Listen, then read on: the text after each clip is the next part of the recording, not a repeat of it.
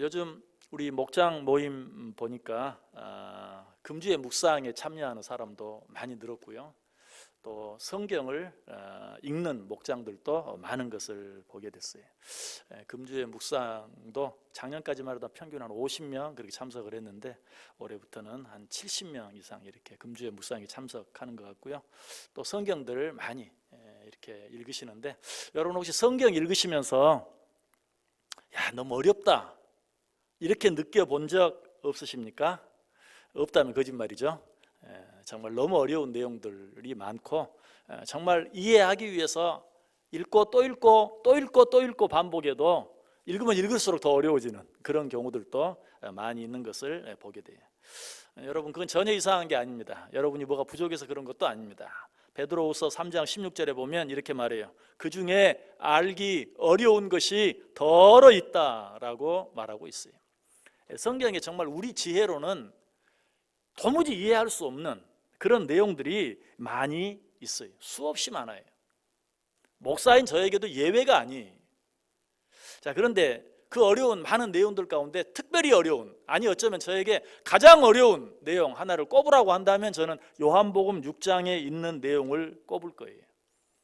참 설교하기도 쉽지 않고 어떻게 이것을 이해를 시켜야 될지, 가르쳐야 될지, 말씀을 전해야 할지 참 어려운 내용이에요. 그런데 이 내용이 왜 성경에 기록된 내용 가운데 가장 어렵다고 말하는가? 예수님께서 직접 해주신 말씀인데요, 요한복음 6장이면 산상수훈 가운데 있는 말씀 아니에요? 예수님께서 하신 말씀 아니에요? 그런데 이 말씀을 예수님이 같은 장소에서 같은 시간에 5번이나 반복해서 설명해 주고 있어요. 그런데 아무도 그 말씀을 이해를 못했어요. 예수님이 직접 같은 시간 같은 장소에서 5번이나 말씀을 해주시는데도 아무도 이해하지 못했다. 그러면 그 말씀이 얼마나 이해하기 어려운 말씀인지 짐작할 수 있겠죠. 자, 예수님께서 첫 번째로 말씀하십니다. 우리 요한복음 6장에 있는 말씀들을 찾아서 쭉 읽을 텐데요, 여러분들 요한복음 6장을 펴세요. 오늘 본문은 덮으시고 요한복음 6장을 한번 펴보세요. 자막에도 나올 텐데 이 요한복음 6장에 있는 말씀은 한번 여러분 성경을 읽으면서 한번 같이 한번 읽어보도록 하겠습니다. 요한복음 6장 32절 33절 먼저 2절 말씀 읽겠습니다. 요한복음 6장 32절 33절 같이 읽습니다. 예수께서 이르시되 내가 진실로 진실로 너희에게 이르노니 모세가 너희에게 하늘로부터 떡을 준 것이 아니라 내 아버지께서 너희에게 하늘로부터 참 떡을 주시나니 하나님의 떡은 하늘에서 내려 세상에 생명을 주는 것이니라. 아멘. 여러분 어렵다는 게 느껴지죠? 뭐 하늘로부터 떡을 주셨다, 참 떡을 주셨다, 뭐 하나님의 떡은 하늘에서 내려 세상에 생명을 주는 것이다. 일단 아무튼 참 무슨 말인지 이해하기가 쉽지 않아요. 그러자 사람들이 말하죠. 그 다음 절 34절 요한복음 6장 34절 시작. 그들이 이르되 주여 이 떡을 항상 우리에게 주소서. 자, 무리들이 예수의 말씀을 이해한 것 같아요? 이해 못한 것 같아요? 이해하기는커녕 그 말씀을 그저 자기들 좋은 대로, 자기들 편한 대로 아전인수격으로 마음대로 해석해서 예수님이 그저 떡 하니까 이게 웬 떡이냐, 그 떡 좀 우리에게 주세요 라고 말하고 있는 것을 보게 돼요. 그러자 예수님이 두 번째로 말씀하시죠. 자, 35절 요한복음 6장 35절 시작. 예수께서 이르시되 나는 생명의 떡이니 내게 오는 자는 결코 줄이지 아니할 터이요 나를 믿는 자는 영원히 목마르지 아니하리라. 자, 이번에는 예수님이 내가 생명의 떡이다, 내게 오는 자는 내가 이 떡을 너희들에게 실컷 주겠다, 그래서 줄이지도 않고 목마르지도 않게 하겠다 라고 말씀해 주고 있어요. 자, 그러자 이번에는 이 말씀을 들은 자들이 어떻게 반응합니까? 자, 41절 42절 요한복음 6장 41절 42절 시작. 자기가 하늘에서 내려온 떡이라 하심으로 유대인들이 예수에 대하여 수군거려 이르되 이는 요셉의 아들 예수가 아니냐, 그 부모를 우리가 아는데 자기가 지금 어찌하여 하늘에서 내려왔다 하느냐. 예수님이 내가 하늘로부터 내려온 떡이다 라고 말하니까 우리가 예수님의 근본을 아는데, 그가 어디서 태어났는지, 부모가 누군지, 형제가 누군지 우리가 다 아는데 하늘에서 내려왔다는 말이 무슨 말이냐 하면서 서로 수군거린 것이. 여러분, 오늘 저와 여러분의 마음속에도 혹시 이런 수군거림. 아니 하나님의 말씀을 들을 때, 아니 여러분 스스로 하나님의 말씀을 읽을 때 이런 수군거림이 여러분 속에 있지 않습니까? 예수님은 2000년 전에 오신 분인데 도대체 2000년 전에 오셨다가 십자가에 달려 죽으신 그 예수님과 나와 도대체 무슨 상관이 있는가, 무슨 관계가 있는가, 하나님의 말씀을 읽을 때마다 들을 때마다 이런 어떤 수군거림이 있지 않습니까? 자, 그러자 예수님께서 이제 세 번째로 말씀하세요. 요한복음 6장 51절 말씀 같이 읽습니다. 나는 하늘에서 내려온 살아있는 떡이니 사람이 이 떡을 먹으면 영생하리라. 내가 줄 떡은 곧 세상의 생명을 위한 내 살이니라 하시니라. 자, 세 번째로 말씀하셨어요. 이제 조금 이해가 됩니까? 전혀 그렇지 않죠. 오히려 더 어려워진 것 같고 더 복잡해진 것 같아요. 처음 말씀은 그래도 오병이어의 기적을 행하시자마자 하신 말씀이니까 뭔가 떡에 관한 말씀 같기도 하고 우리를 배불리 먹여주신다는 그런 말씀인 것 같아. 또 혹은 지금 예수님께서 우리에게 먹이신 그 떡은 거룩한 떡이다, 이 떡을 먹는 자는 거룩해진다, 그런 말 같기도 하고 등등 생각할 수 있는데, 두 번째 세 번째 말씀하면 할수록 점점 더 어려워지는 거예요. 처음보다 더 이해하기 어려워졌어요. 지금 예수님의 말씀을 듣는 유대인들도 그랬어요. 그래서 뭐라고 말하죠? 요한복음 6장 52절 말씀 우리 같이 읽습니다. 52절 시작. 그러므로 유대인들이 서로 다투어 이르되 이 사람이 어찌 능히 자기 살을 우리에게 주어 먹게 하겠느냐. 내가 살아있는 산 떡이다 라고 말하니까 내 살을 먹는 자는 살고 그렇지 않으면 죽는다, 내 피를 마시는 자는 살고 그렇지 않으면 죽는다. 아니 이 사람이 어떻게 자기 살을 우리에게 주어서 먹게 하겠느냐. 점점 더 어려워지는 거예요. 자, 이만큼 했는데도 사람들이 이해하지 못하니까 예수님께서 포기하셨습니까? 아니, 계속하십니다. 네 번째로 또 말씀하세요. 이번에는 조금 겁을 주시면서 이야기. 요한복음 6장 53절 말씀 우리 같이 읽겠습니다. 예수께서 이르시되 내가 진실로 진실로 너희에게 이르노니 인자의 살을 먹지 아니하고 인자의 피를 마시지 아니하면 너희 속에 생명이 없느니라. 자, 주님께서 이렇게 말씀하시자 많은 사람들이 실제로 겁을 먹었습니까? 너 이거 안 먹으면 죽어 라고 말하니까 겁을 먹었나요? 전혀 그렇지 않죠. 이번엔 어떻게 반응하죠? 자, 60절 말씀 요한복음 6장 60절 말씀 시작. 제자 중 여럿이 듣고 말하되 이 말씀은 어렵도다, 누가 들을 수 있느냐. 갈수록 점점 더 어려워지니까 이거 더 이상 못 듣겠다, 너무 어려워서 더 이상 이해할 수도 없고 더 이상 들을 수도 없다. 저는 목사로서 이런 사실에 대해 절감해. 왜냐하면 아무리 목사가 앞에서 설교하면서 때로는 좀 필요하다 싶어서 막 겁을 줘도 그 설교에 겁을 먹는 사람 한 사람도 없어요. 겁을 먹으면 참 좋겠는데 겁을 주면 다 이렇게 반응해. 우리 목사님 설교 너무 어려워, 무슨 말을 하는지 잘 모르겠어. 그냥 그렇게 하고 심지어는 어때요? 그냥 교회를 떠나가 버리기도 해요. 이처럼 점점 더 어려워지는 예수의 말씀에 유대인들은 물론이요, 이번에는 제자들까지도 고개를 설레설레 흔듭니다. 저도 뭘 쉽게 잘 포기하는 그런 성격은 아니지만 이 정도 되면 포기할 만해. 안 되겠다, 더 이상 설명해도 가르쳐도 겁을 줘도 안 되는데 포기할 만해. 그러나 주님은 포기하지 않습니다. 한 번 더 말씀하세요. 몇 번째로 말씀하시는 거죠? 다섯 번째로 말씀해요. 자, 요한복음 6장 63절 말씀 같이 읽습니다. 살리는 것은 영이니 육은 무익하니라. 내가 너희에게 이른 말은 영이요 생명이라. 자, 그러나 결과는 역시 마찬가지였어요. 아니, 지금까지 그래왔던 것처럼 더 나빠졌어요. 자, 요한복음 6장 66절 보세요. 자, 다시 같이 읽어볼까요? 그때부터 그의 제자 중에서 많은 사람이 떠나가고 다시 그와 함께 다니지 아니하더라. 자, 예수님이 말씀하실 때마다 저 무슨 말이냐, 너무 어렵다, 고개를 절레절레 흔들더니 결국은 어때요? 다 떠나가 버렸다. 아까 제가 말씀드렸잖아요. 목사가 겁을 준다고 해서, 무슨 설교를 잘한다고 해서 그 말을 받아들이는 것이 아니고 자기가 이해 안 되면 너무 어렵다 라고 말하고 결국은 다 떠나가 버린다라는 것이. 자, 예수님이 말씀하셨는데도 이랬는데, 예수님께서 5번이나 말씀하셨는데도 이랬는데 하물며 제가 얘기하면 어떻겠어요? 더 말할 필요도 없죠. 자, 그럼에도 불구하고 지금 제가 이 말씀을 드리고 있는 이유는 무엇입니까? 이 말씀을 여러분에게 이해하라고 하는 것이 아니라 여러분으로 하여금 이 말씀을 믿게 하기 위해서. 여러분, 예수님께서도 마찬가지셨어요. 지금 5번 말씀하신다고 해서 내가 5번 얘기하면 그때는 알아듣겠지, 이해하겠지, 그걸 바라고 그렇게 하신 것이 아니. 내가 지금 너희들에게 하는 말은 너희들이 이해해야 될 말이 아니라 너희들이 믿어야 할 말이다. 그것을 가르쳐주기 위해서 지금 계속해서 말씀하고 있어요. 이런 예수님의 마음이 요한복음 11장 40절에 잘 나타나 있어요.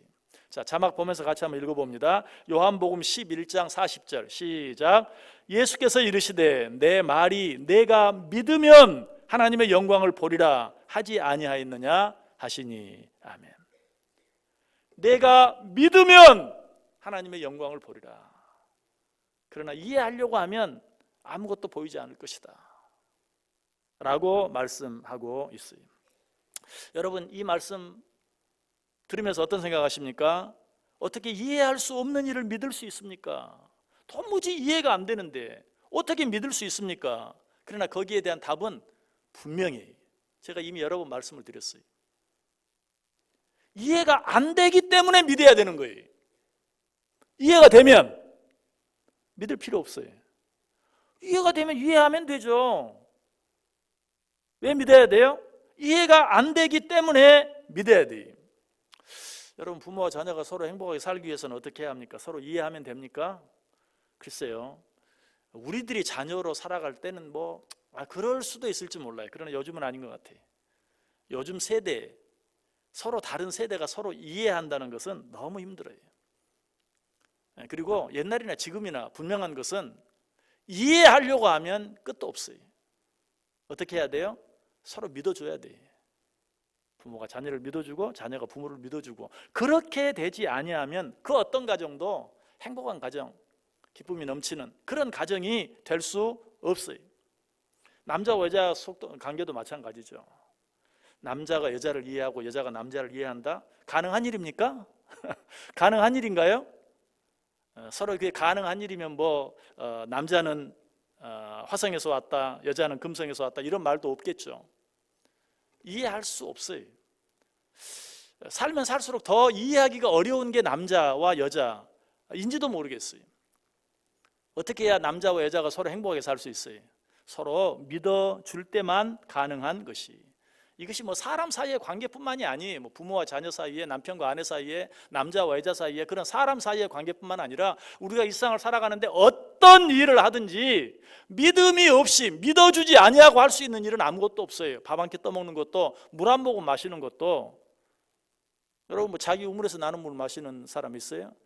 어디에서도 온지도 모르는 수도꼭지 틀어서 물 마시고, 또 여러분들이 집에서 음식 먹고 밥 먹으면서도 어때요? 어디에서 왔는지 몰라요. 누가 어떻게 어떤 과정을 거쳐서 지금 내 집 앞까지 왔는지 알 수 없는 것들을 우리는 다 먹고 마시며 살고 있어요. 믿음이 없으면 밥 한 숟갈도 먹을 수 없고 물 한 모금도 마실 수 없어요. 더더욱 우리 건강을 위해서 먹는 약사가 처방해주고 의사가 처방해준 그런 약을 먹는 것, 여러분, 믿음이 없이 어떻게 그런 약들을 먹을 수 있습니까? 더더욱 내가 심하게 아플 때는 어때요? 칼을 든 의사에게 정말 내 몸을 아무 의식 없이 만들어 놓고 어떻게 나 자신을 통째로 의사에게 맡길 수 있어요? 실제로 병원 수술실에서 많은 사고들이 있잖아요. 우리가 생각할 수 없는 그런 일도 많이 일어나잖아요. 그럼에도 불구하고 어때요? 내가 아프면 그냥 믿고 내 의식이 완전히 사라지게 만든 상태에서 내 몸을 통째로 의사에게 맡기잖아요. 믿음이 없이는 그런 일이 가능하지 않아요. 그런 큰 일뿐만이 아니에요. 내가 내 차를 운전하는 일도 믿음이 없이는 불가능해. 더더욱 다른 사람이 운전하는 차를 어떻게 믿고 탑니까? 도무지 믿을 수 없어요. 또 내가 생명같이 여기는, 피같이 여기는 내 돈을 어떻게 그냥 은행에다가, 옛날에는 그래도 사람에게라도 맡기고 통장에 도장이라도 찍었지, 요새는 기계에다 턱 넣고 이게 들어간 거야 안 들어간 거야, 어떻게 믿고 돈을 맡기냐고요. 또 실제로 맡겼다가 또 잃어버리는 경우도 많이 있잖아요. 요즘에 무슨 홍콩 H지수 ELS 넣었다가 어쩌다가 저쩌다 무슨 말인지도 잘 모르겠는데 그러다가 손해 난 사람들이 많다고 날마다 뉴스에서 떠들잖아요. 믿고 그거 맡기죠? 은행에 가면 그렇게 말해요. 이거요, 나라가 망하기 전에는 괜찮은 거예요. 그러면 그런가 보다 하고 맡겼다가 다 털리는 거예요. 그런 일들이 많아요. 어떻게 내가 피땀 흘려 번 돈을 뭘 믿고 갖다가 맡기냐고요. 믿음이 없이는 아무것도 할 수 없어요. 그럼에도 불구하고 우리는 지극히 작은 가능성만 있으면 그냥 믿기로 하고, 여러분 더더욱 요즘 뭐 컴퓨터나 핸드폰으로 뭐 좀 하려고 하면 동의하십니까? 동의하십니까? 다 여러분 거기 동의 잘못하면 큰일 나요. 그럼에도 불구하고 다 아유 뭐 무슨 일이 있겠어 하고 믿고 그냥 다 어쨌든 전체 동의, 아이고 귀찮아, 전체 동의 하고 그냥 넘어가 버려요. 그러다가 나중에 당하면 할 말이 없어요. 그래도 어떤 마음으로? 믿는 마음으로 그렇게 해요. 우리는 다 그렇게 하면서 유독 뭐에만? 하나님의 말씀에만 아유 이해할 수 없는데 어떻게 믿어요? 아 이해가 안 되는데 어떻게 믿어요? 여러분 정말 하나님의 말씀에는 그만큼도 믿을 만한 어떤 증거가 없는 건가요? 아니죠. 따져보면 정말 너무너무 많아요. 우리 성경 한 구절만 읽어볼까요? 창세기 8장 22절 우리 같이 읽습니다. 땅이 있을 동안에는 심음과 거둠과 추위와 더위와 여름과 겨울과 낮과 밤이 쉬지 아니하리라. 아멘. 여러분 이렇게 확실한 말씀이 어디 있습니까? 땅이 있을 동안에는 심음과 거둠과 추위와 더위와 여름과 겨울과 낮과 밤이 쉬지 아니하리라. 여러분 이 하나님의 말씀이 단 한 번이라도 부도낸 적 있나요? 여러분 아침에 일어나니까 해가 안 뜬 날이 있었어요? 우리 눈에 안 보이는 때는 있었죠 물론. 또 내 눈에 안 보인다고 오늘은 해가 안 떴네. 그리고 뭐 기상청에 전화해 본 사람이 있습니까? 오늘 해가 없어요. 어떻게 된 겁니까? 그런 적 있습니까? 아니죠. 안 보여도 당연히 떴겠지. 지금까지 그렇게 하나님의 창조하신 자연은 그렇게 돌아갔어요. 단 한 번의 실수나 단 한 번의 거짓도 없이. 그럼에도 불구하고 이상하게 하나님의 말씀 앞에서만 안 믿어지는데요. 믿을 수 없는데요. 이해가 안 돼요. 어떻게 이해가 안 되는 걸 믿습니까? 라고 따질 때가 얼마나 많은지 몰라요. 여러분 성경에 기록된 여러 가지 말씀들을 보면 정말 이 말씀은 정말 창조자이신 하나님이 사람이 기록한 것이 아니고 성경이 말한 것처럼 하나님의 감동을 하심을 받은 사람들이 기록한 책, 하나님의 감동으로 된 책이라는 사실을 인정할 수밖에 없는 한 가지 예만 들어봐요. 욥기 26장에 보면 하나님이 이 땅을 허공에 매달아 놓으셨다라는 말씀이 나와요. 욥기는 창세기와 거의 같은 시기에 쓰여진 책이에요. 그런데 사람들이 어느 정도 시간이 지나고 과학이 발달한 뒤에 지구가 둥글다라고 말하니까 어때요? 안 믿어. 얼마나 많은 사람들을 죽였는지 몰라요. 참남하다고. 어떻게 그런 말을 하냐고. 그런데 성경은 창세기 시절에 하나님이 이 땅을 허공에 아무것도 없는 허공에 매달아 놓으셨다. 성경에 나와요. 그 한 구절만 봐도 성경은 사람이 쓴 책이 아니구나. 천지를 만드신 하나님이 쓴 책이구나 하는 것을 분명하게 알 수 있어요. 그럼에도 불구하고 왜 굳이 하나님의 말씀만 이해되지 않기 때문에 못 믿겠다고 하십니까? 여러분 예수 그리스도께서 우리를 위해 이 땅에 오시고 또 우리를 위해 죽으시고 또 우리를 위해 부활하신 사실을 믿으시기 바랍니다. 아니 성경에 기록된 모든 내용을 다 믿으시길 바랍니다. 믿으면 어떻게 됩니까? 오늘 본문이 뭐라고 말해요? 내가 만일 내 입으로 예수를 주로 시인하며 내 하나님께서 그를 죽은 자 가운데서 살리신 것을 내 마음에 믿으면 어떻게 된다? 구원을 받으리라. 또 예수님께서 뭐라고 말씀하셨죠? 아까 요한복음 11장 40절에서 내 말이 내가 믿으면 하나님의 영광을 보리라. 여러분 여기서 믿으면 구원을 얻으리라, 믿으면 하나님의 영광을 보리라 하는 이 말씀의 의미가 뭡니까? 믿으면 구원을 받는다, 믿으면 영생을 얻는다, 믿으면 천국에 간다, 그런 의미입니까? 맞아요, 그런 의미예요. 그런데 그런 의미만 있는 게 아니, 거기에는 어떤 의미도 있습니까? 믿으면 구원을 받고 믿으면 하나님의 영광을 본다라는 내용은 우리가 죽어서 이 세상을 떠날 때 구원을 받아 천국에 간다라는 의미뿐만 아니라 이 세상에서도 구원을 받는다라는 의미. 이 세상에서도 구원을 받는다는 의미는 또 뭐예요? 이 세상을 살아가려면 누구나 어쩔 수 없이 많은 그런 근심과 염려, 불안과 두려움, 시기와 미움, 무엇보다 실패와 죽음의 공포 속에서 살아야 돼요. 그럼에도 불구하고 하나님께서 우리에게 주신 모든 말씀을 믿으면 예수 그리스도께서 우리를 위해 이 땅에 오시고 우리의 모든 약함과 부족함과 죄를 위해 십자가에 달려 죽어주시고 우리의 영원한 생명을 위하여 다시 사망 권세에 이기시고 부활하셨다는 사실을 믿으면 그런 모든 우리를 두렵게 만들고 불안하게 만들고 염려하게 만들고 걱정하게 만들고 그런 모든 일들로부터 구원함을 얻는다, 자유함을 얻는다라는 의미.